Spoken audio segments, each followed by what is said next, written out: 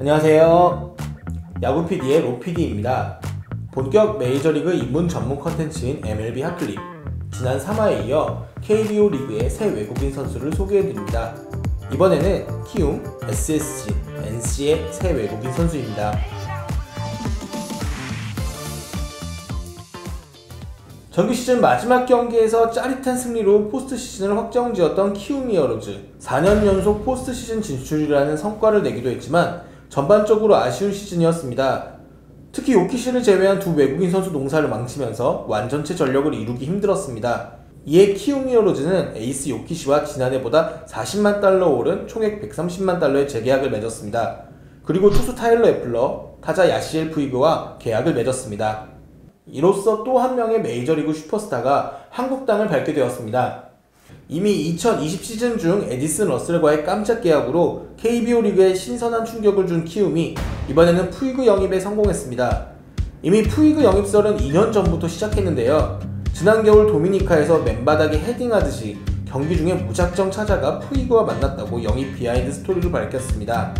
풀타임으로 리그를 뛸 기회를 찾고 있었던 푸이그는 결국 총액 100만 달러의 KBO 리그행 도장을 찍었습니다. 야시엘 푸이그는 우투우타의 외야수로 메이저리그에서만 통산 7시즌을 뛰었습니다. 1990년 12월생으로 올해 나이 32살입니다. 최근 3년간 성적은 다음과 같습니다.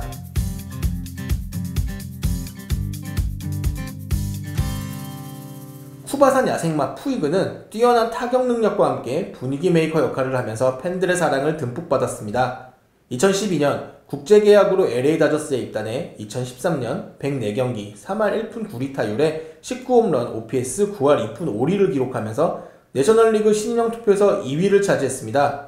류현진의 절친으로도 한국 팬에게 큰 사랑을 받았고 2014년 올스타에 선정되는 등 현지 팬들에게도 큰 사랑을 받았습니다. 2017년부터 3년 연속 20홈런 이상을 쳐내며 파워를 뽐낸 푸이그였지만 그라운드 안팎에서 사고를 치면서 악동 이미지가 굳어지게 됩니다. 불성실한 훈련 태도에 다저스의 에이스 커쇼와 끊임없이 마찰을 빚은 것은 물론 성폭행 사건이 소송전으로 지속되는 등 사생활로도 말썽을 일으켰습니다. 한마디로 타고난 재능은 뛰어나지만 성숙하지 못한 태도가 걸린다는 평입니다. 결국 한국에서도 가장 중요한 점은 적응입니다. 이미 러셀을 통해 이른감만으로는 성공을 보장할 수 없다는 교훈을 얻은 키움이지만 푸이그의 적응은 자신했습니다. 고용옥 단장이 직접 만나본 푸이그는 좀 더 성숙해져 있었고 그라운드 내에서의 야생마 기질은 오히려 키움의 젊은 선수들과 만나면 시너지 효과가 날 것으로 예상했습니다. 한국 투수들의 변화구 승부에 적응만 하게 된다면 탈 크보급의 성적이 기대됩니다. 이제 한국에서도 호쾌한 스윙에 단타를 2루타로 만드는 공격적인 베이스러닝, 틈만 나면 몸을 날리는 허스 플레이를 보이는 푸이그의 올 시즌이 기대됩니다. 키움의 또 한 명의 외국인 투수 타일러 애플러는 총액 40만 달러에 계약했습니다. 우한 투수로 평균 91에서 92마일을 던지는 플라이볼 투수입니다. 1993년 1월생으로 올해 나이 29살입니다. 최근 3년간 성적은 다음과 같습니다.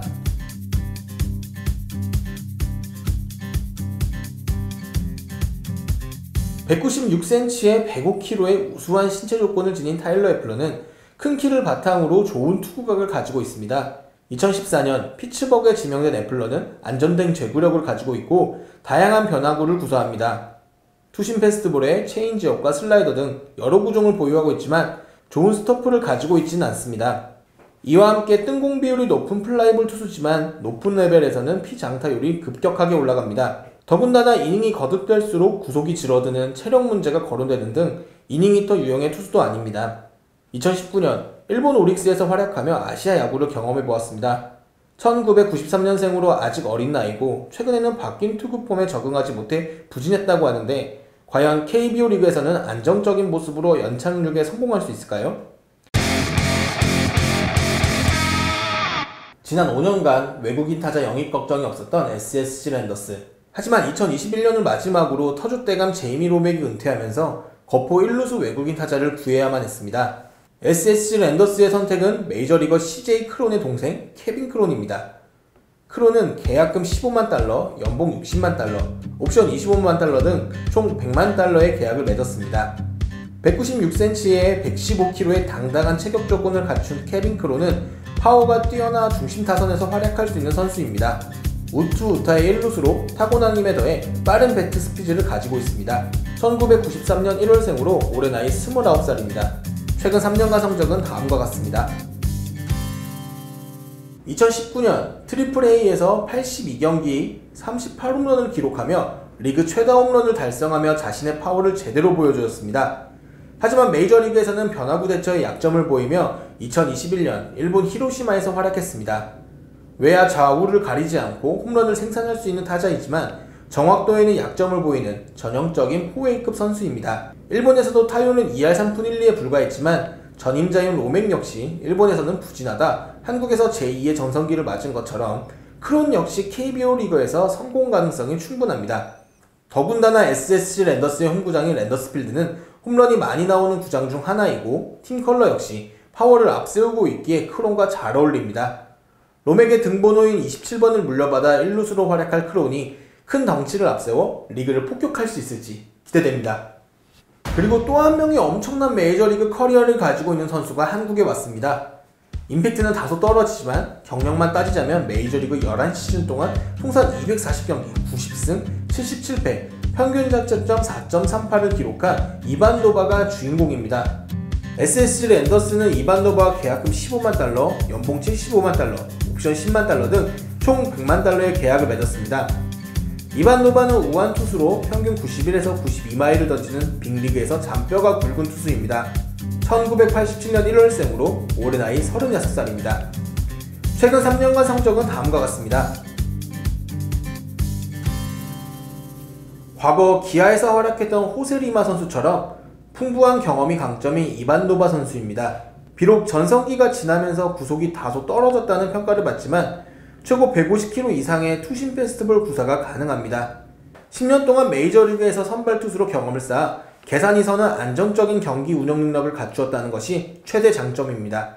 투심과 싱커를 비롯하여 커터, 체인지업, 커브를 구사하고 땅볼 유도 능력이 뛰어나다는 평가를 받습니다. 커맨드가 안정적이라 안타를 허용할지언정 볼넷을 좀처럼 내주지 않는 투수입니다. 다만 올 시즌 활약 여부는 경기 감각 여부에 달려 있습니다.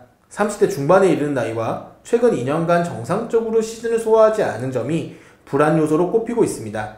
이반 노바는 한계가 없다면서 선발 로테이션을 단 한 번도 거르지 않고 시즌을 완주하고 싶다는 각오를 드러냈습니다. NC 다이노스는 지난 시즌 함께했던 외국인 투수들과 재계약을 맺었습니다.